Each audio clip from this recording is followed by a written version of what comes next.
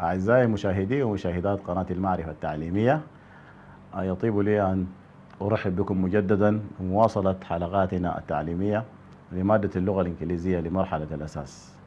Welcome back my dear pupils, my dear parents, and to our English language lessons, continuing what we have started before so far. Last time we discussed the using of the infinitive with to.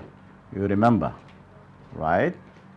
And we see that the infinitive with to is preceded by certain verbs that make the form of the infinitive, right, preceded by to. Like decide, one of the verbs usually followed with the infinitive with to. When I say decided to prepare something, decided to go, decided to read. And also plan, one of the verbs usually followed with the infinitive with to. And also we discussed that some adjectives usually follow with the infinitive with to, like good, to do something, easy, to draw a picture, difficult, to climb a mountain. These good, easy, and difficult are adjectives usually followed with the infinitive with to.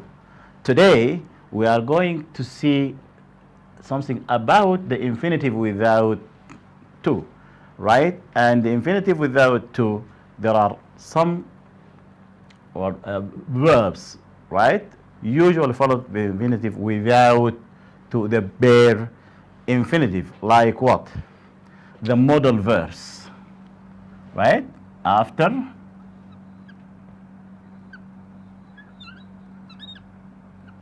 the modal verbs.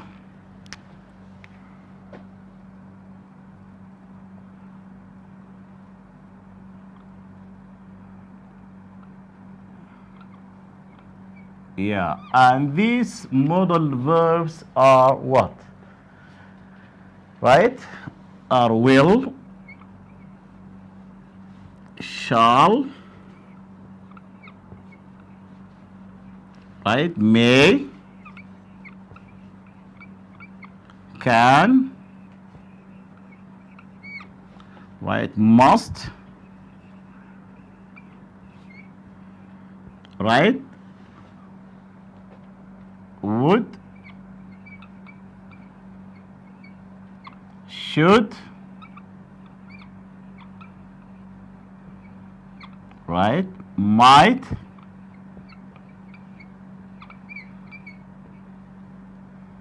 right? Could, and had to. Yeah, these are the modal auxiliaries or the modal verbs, right? Where we find the infinitive without to come after them, right? And also after some verbs, like what?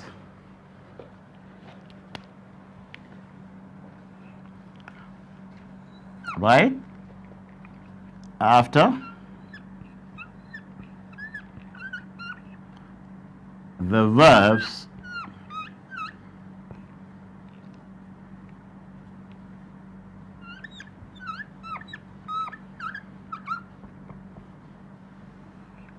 okay, let, right? We say let us go, right? And make,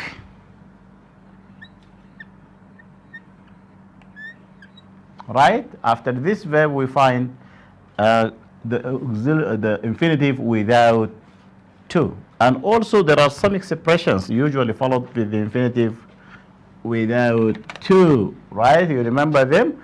Like what? Like would rather. Also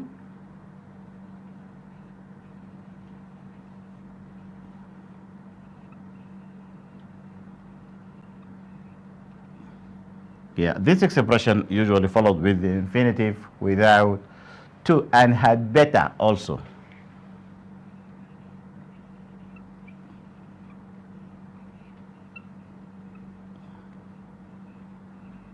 Also one of the expressions followed with the infinitive without to. And also, why don't we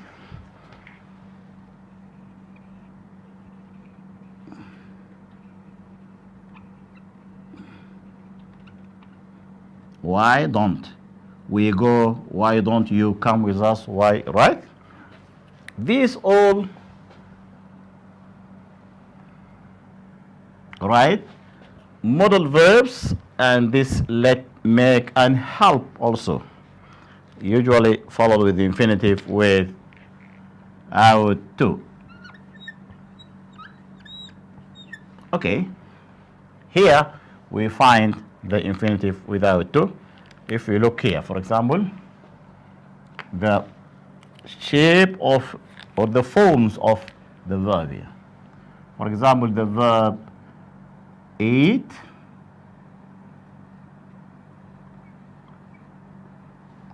to eat, ate, eaten, right? It's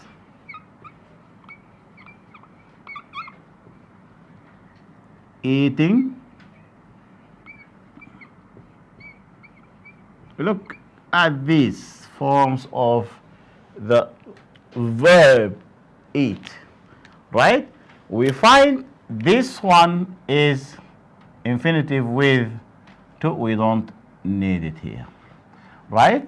And this is a past, which is not infinitive, right? And this is a past participle, which is not, and this is verb plus s, it's, and this is verb plus ing, and where is the infinitive without to?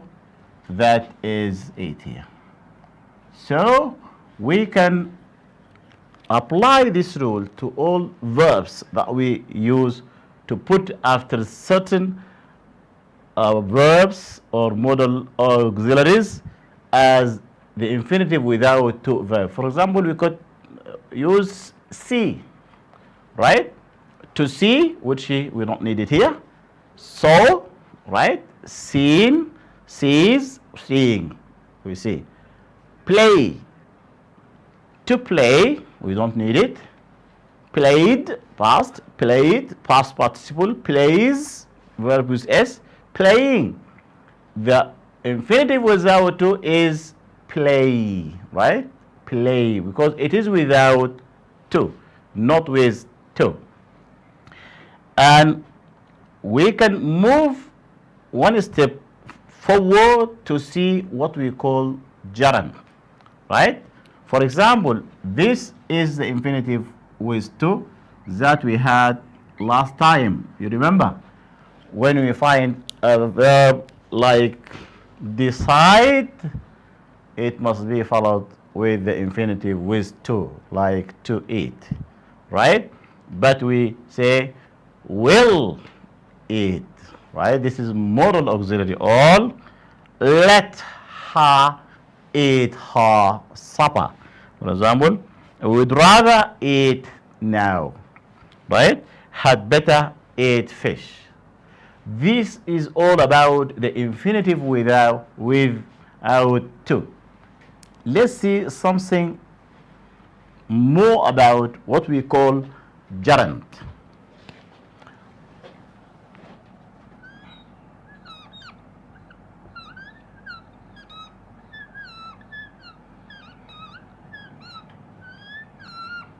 Yeah, gerund is what? Is the ing form of the verb. Is the ing form of the verb. For example, eat is the infinitive without to. To eat is infinitive with to. But eating is the gerund here. So we see eating is the gerund, and we use it, the verb plus ing, which is the verb plus ing to form gerund, right? And also gerund is used, right, after certain verbs, like the verb enjoy, right? And it is also preceded by some adjectives, like what? Look here. I enjoy listening to music.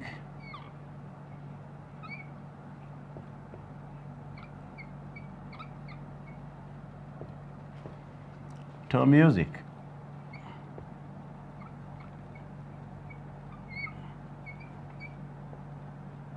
Look at this example. I enjoy listening to music. Here, listening is a noun. So, we see that the gerund can be a noun, right? Because the verb is enjoy.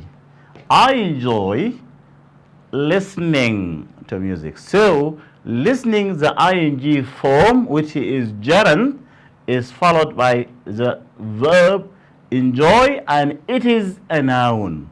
Listening here is a noun. And also, look at this example. I watched, right, an exciting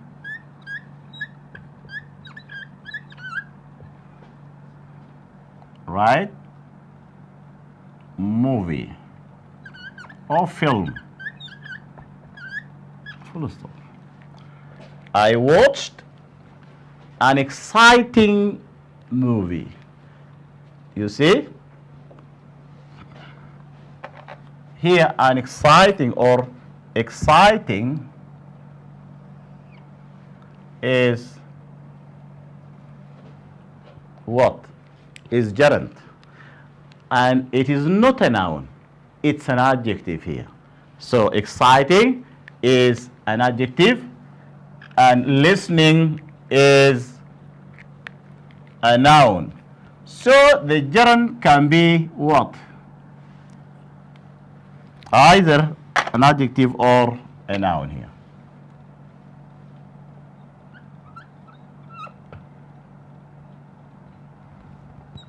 Look again to these two examples to see what is a gerund.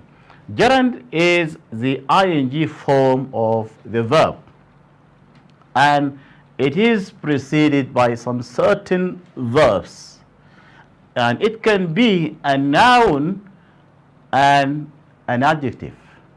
Noun or an adjective. Noun like what? I enjoy listening to music. Here the gerund is listening, which is a noun.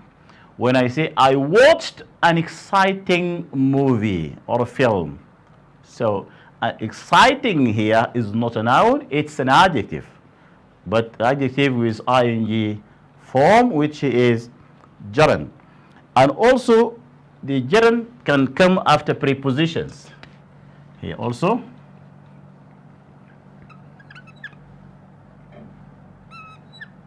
after prepositions.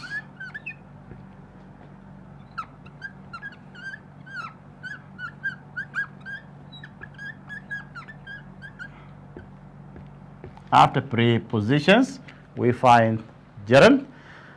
Like what? I insist on doing this job, right? Insist on doing this job.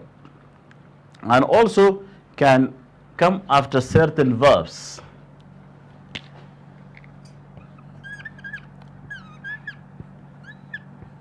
After the verbs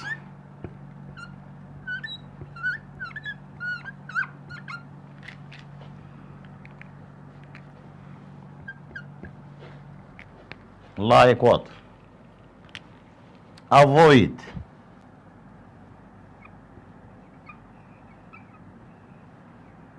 Okay, there are so many verbs that usually followed by gerund, like avoid, like, and dislike also, love, hate, right, dislike,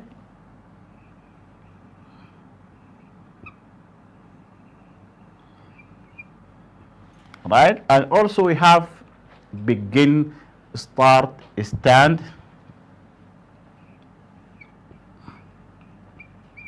stand, remember them, I think, start and finish,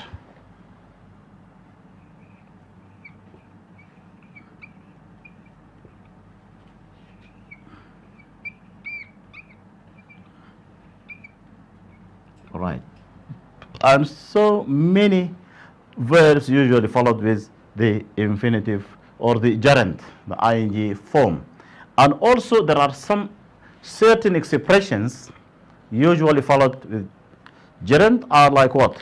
Some adjectives also here, like what? Like busy and worth. After adjectives,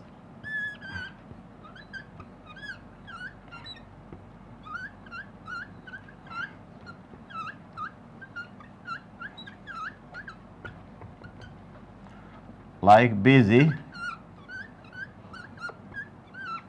and worth.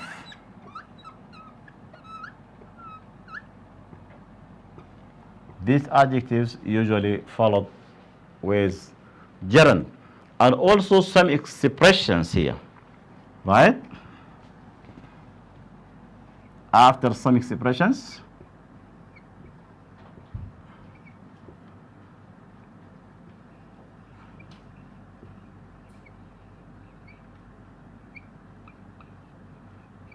right? Like what? We have certain expressions. It's no use, right? Crying over split milk. It's no use. This expression usually followed with gerund. And also I can't help, right? I can't help and look forward. I can't help and look forward to.